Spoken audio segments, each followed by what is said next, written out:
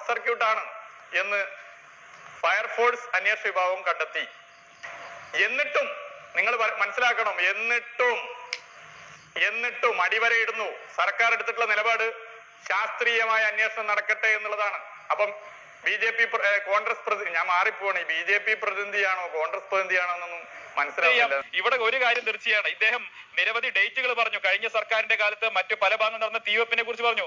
കൃഷ്ണപിള്ളയുടെ സ്മാരകം കത്തിച്ചവരാ നിങ്ങളാണോ സെക്രട്ടേറിയറ്റ് കത്തിക്കാൻ മടിക്കുക?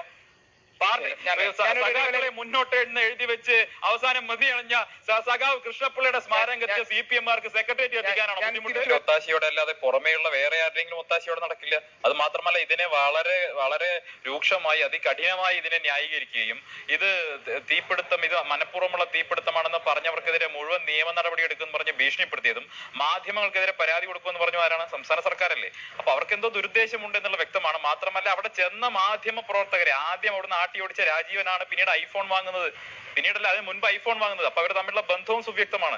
അതുകൊണ്ട് തന്നെയാണ് ഇതിന് പുറകിൽ ഗൂഢാലോചനയുണ്ട്, ഇവർ അന്വേഷിക്കണം എന്നുള്ള കാര്യം BJP ആവർത്തിച്ച് ആവശ്യപ്പെടുന്നത്. ഇവിടെ റിയാസ് പറഞ്ഞ ചില കാര്യങ്ങളിലേക്ക് വരാം.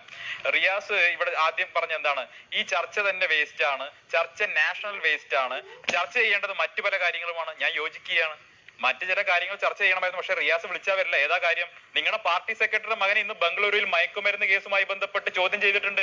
അത് ചർച്ച ചെയ്യാൻ വിളിച്ചാൽ നിങ്ങളുടെ ഒറ്റ വക്താക്കളും ഇന്ന് കേരളത്തിലെ ഒരു ചാനലിലും പോകില്ല എന്ന് നിങ്ങൾ ഭീഷണിപ്പെടുത്തിയിരുന്ന മാധ്യമങ്ങളെ. അതുകൊണ്ടാണ് മാധ്യമങ്ങൾ ആ വിഷയം ചർച്ചയ്ക്ക് പോലും എടുക്കാത്തത്. ബിനീഷ് കോടിയേരിയുടെ വിഷയം ചർച്ച ചെയ്യാൻ മാധ്യമങ്ങൾ തയ്യാറാവുന്നില്ല.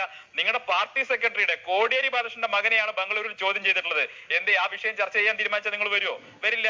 പക്ഷെ മാധ്യമങ്ങൾക്ക് ഒരു കാര്യം അറിയാം, ബിനീഷ് കോടിയേരിയെ പോലെ ഇന്റർനാഷണൽ വേസ്റ്റുകളെ കുറിച്ച് ചർച്ച ചെയ്യുന്നതിലും ഭേദം കേരളവുമായി ബന്ധപ്പെട്ട കാര്യങ്ങൾ ചർച്ച ചെയ്യുന്നതാണെന്ന് ബോധ്യപ്പെട്ടുകൊണ്ടാണ് ഗോപികൃഷ്ണൻ ഈ വിഷയം ചർച്ചയ്ക്ക് എടുത്തത് എന്ന് ഞാൻ വിശ്വസിക്കണം. ഞാൻ പൂർത്തിയാക്കട്ടെ ഗോപികൃഷ്ണൻ, ഞാൻ പൂർത്തിയാക്കട്ടെ.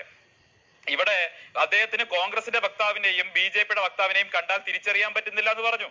എന്നെയും മാത്യു കുഴൽനാടനെയും കണ്ടാൽ അദ്ദേഹത്തിന് തിരിച്ചറിയാൻ പറ്റാതെ പോകുന്നത് ഒരുപക്ഷെ അദ്ദേഹം ഇന്ന് AKG സെന്ററിൽ നിന്ന് വന്ന ക്യാപ്സ്യൂൾ ആയിരിക്കില്ല കഴിച്ചത്. അദ്ദേഹം ഒരുപക്ഷെ ബിനീഷ് കോടിയേരി സപ്ലൈ ചെയ്യുന്ന ക്യാപ്സ്യൂൾ കഴിച്ചിട്ടുണ്ടാവും. അതുകൊണ്ടാവും രണ്ടാളെ കണ്ടാൽ തിരിച്ചറിയാൻ കഴിയാത്ത അവസ്ഥ വന്നിട്ടുള്ളത്. അദ്ദേഹം ദയവേത് AKG സെന്ററിൽ നിന്ന് വരുന്ന ക്യാപ്സ്യൂൾ കൂടെ അഴിച്ചുകൊണ്ട് ചർച്ചയ്ക്ക് വരണം. ആ ക്യാപ്സ്യൂളുകളുടെ വിഷയം ഉന്നയിക്കണം. ബിനീഷ് കോടിയേരിയും സംഘവും വിതരണം ചെയ്യുന്ന ക്യാപ്സ്യൂൾ കഴിച്ചാലാണ് ഈ പ്രശ്നമൊക്കെ തോന്നുക.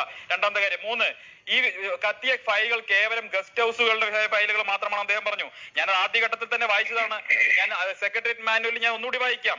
VVIP സന്ദർശനം, സ്റ്റേറ്റ് പ്രോട്ടോകോൾ മാനുവൽ പരിഷ്കരണം, വിദേശ ഉദ്യോഗസ്ഥരുടെ സന്ദർശനം, കേരളത്തിൽ പ്രവർത്തിക്കുന്ന മന്ത്രാലയവുമായി ബന്ധപ്പെട്ട പേപ്പറുകൾ. ശ്രദ്ധിക്കണം, കേരളത്തിൽ പ്രവർത്തിക്കുന്ന മന്ത്രാലയവുമായി ബന്ധപ്പെട്ട പേപ്പറുകൾ, വിദേശ പ്രതിനിധികളുടെയും മന്ത്രിമാരുടെയും സന്ദർശനത്തിന് സൗകര്യമൊരുക്കുക.